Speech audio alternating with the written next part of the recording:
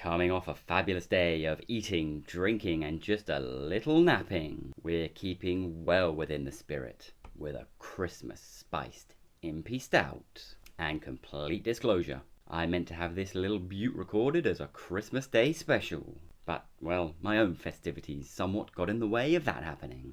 Oops.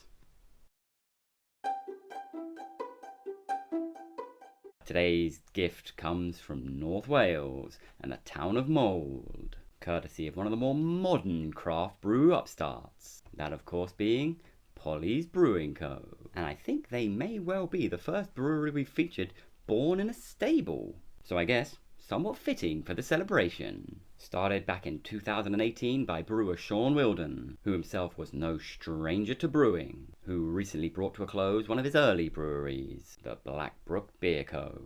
But he couldn't keep away from brewing long, as he was soon to set up shop in the old family stables, which was once home to Polly, their horse. And I don't know about you, but I had been wondering somewhat about where their name came from. Guess I can put a big old line through that mystery. And although Blackbrook had been somewhat successful, Sean had lost love for traditional cask brewing. But thankfully a more modern style of brewing would soon reignite his fire. And within no time at all, Polly's would go on to be one of the hottest new breweries on the scene, lighting up the craft beer landscape. And I think I've seen a beer or two of theirs in the supermarkets, I think in Marks maybe? So it's pretty safe to say they've been quite successful at what they do too. And today we unwrap their Christmas Stout, Against the Darkness. Not sure if that's a little dig at Signature and their darkness brew, but they did have a Christmas #1 way back when, so maybe, just maybe it is. So the challenge was set. Create a beer that makes you feel like you're sat in front of a roaring fire, even if you're not. And personally, I think that's a pretty good goal for any Impy Stout. So I'm liking the sound of this more and more. And to help them achieve this, they reached out to Malta's Simpsons. And using some of their newest specialty malts, including a chocolate and a double roasted crystal malt, as well as their tried and tested extra pale malts and oats too. And to really give it that big Christmassy vibe, they've added cinnamon, ginger and nutmeg to the mix, claiming in the process maybe this is their best Impy Stout yet. And I've got to admit, I don't recall having anything but pales from them, so I'm very intrigued to see how they get on with other styles. So let's unwrap the last of our Christmas prezzies. Let's get pouring.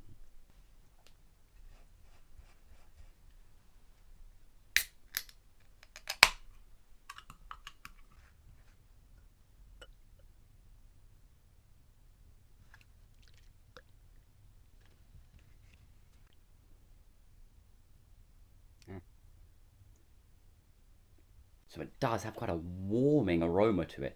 A little bit of dark chocolate in there, and you're definitely picking up a nice spice in there too. And I'm almost picking up some clove and banana notes in there. Dare I say almost banana bready.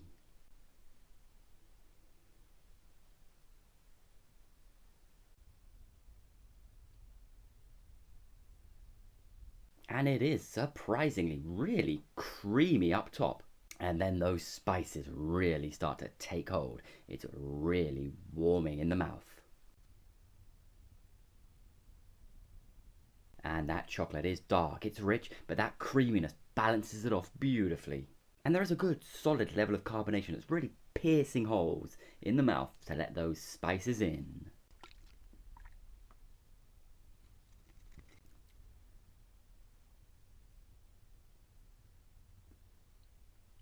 And yeah, only a few mouthfuls in, those spices are starting to take a real keen hold. It's cinnamon and nutmeg right up top, then it fades into that dark rich chocolate and creaminess, and that ginger. It's noticeable and getting stronger in that finish.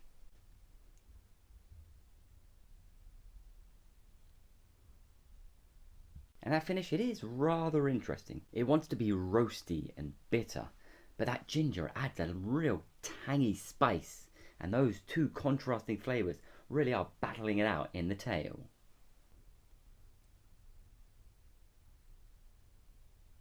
And as a result of that, those initial huge, thick, creamy notes of the beginning are being pushed into the background slightly more, as those middles are starting to build up some dark and dried fruit notes. Very much datey and raisin-like.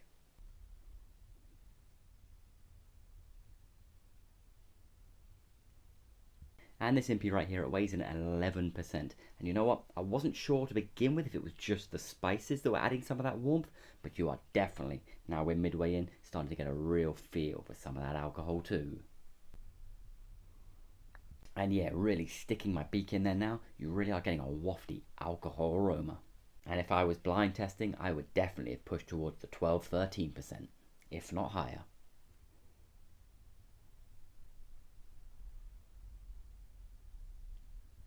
And now that cinnamon is starting to become even more pronounced, really starting to take hold of those top notes, along with that nutmeg.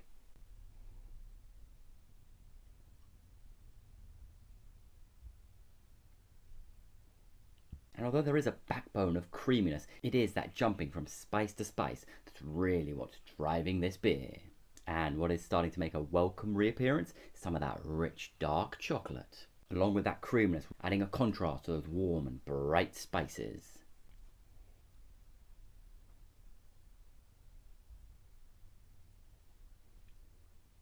And they themselves talked about being in front of a roasting open fire, and I tell you what, I'm starting to get that feeling. And it's right down here in the tail end of the glass where this beer is becoming truly balanced. Those spices, that chocolate, that subtle creaminess, now they've all melded together and they're balancing off each other beautifully. It's starting to become the beer I was hoping it would be. That body's become a little heavier and a little powdery even. So I won't lie, that first mouthful had me won all over. It had that beautiful thick creaminess, that rich dark chocolate, and a lovely warming spice to the finish. It was tickling me all kinds of right.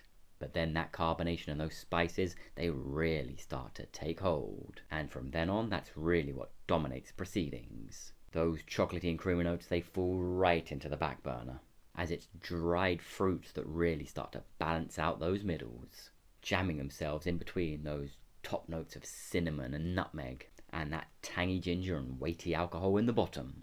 Almost what you'd expect a Christmas beer to do. But as things develop, the beer does become far more balanced. And for me, it became infinitely more enjoyable. Because although it is, yes, a spiced stout for Christmas, they were just a little too dominant, a little overpowering at times. But it's when you get into the bottom end of the glass that this beer truly comes into its own, as those creamy and chocolate notes start to make a subtle reappearance, adding something of a backbone and some contrast to those spices and that weighty booze. And this is aided in some part to that carbonation dying down a little. I know I do often complain about the overcarbonation in my stouts, but I can hardly level that claim here. Yes, that carbonation was a little lively, but it was also very, very necessary, as it did add life and spark to those promised spices. And in fairness, exactly what the beer needed. But when it does die down, what you are left with is quite sublime. And it's definitely given me a whole new appreciation for the team at Polly's. I'm pretty sure this is my first of their stouts, but if they can make them as good as this, then I'm definitely keeping my eye out for a few more.